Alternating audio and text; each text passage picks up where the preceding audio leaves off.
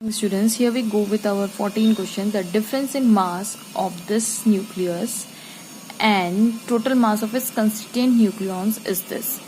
इसका मतलब जब ये न्यूक्लियस था, we have question number 14.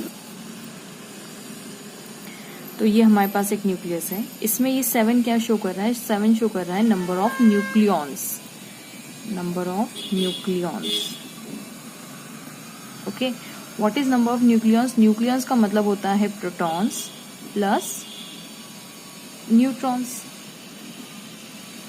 ठीक है. तो कितने हमारे पास है? 7.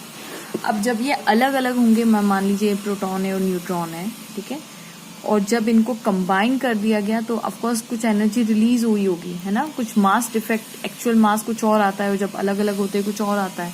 तो जो मास, उसी को हम मास डिफेक्ट बोलते हैं. जब ये अलग अलग थे तो इनका मास कुछ और निकलता है, जब मिल जाते हैं तो मास कुछ, जो रिजल्टेंट मास है वो पहले का मास, मतलब ऐसा मान लीजिए ये 6 है, ये 5 है, तो 6 + 5 11 ना निकल के कुछ कम निकलता है, लेट्स से 9 निकलता है, तो बाकी का मास कहा गया. That's nothing but your mass defect. ठीक है.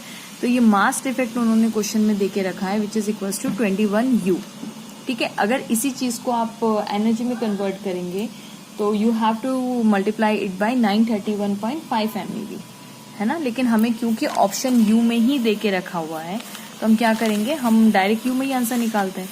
तो हमारे पास ये कितना है? टोटल न्यूक्लियॉन्स का है. दिस इज टोटल न्यूक्लियॉन्स का मास डिफेक्ट है और पूछा है पर न्यूक्लियॉन. तो अगर टोटल न्यूक्लियॉन का इतना है तो 7 न्यूक्लियॉन्स का जो मास डिफेक्ट है वो आया 21 U.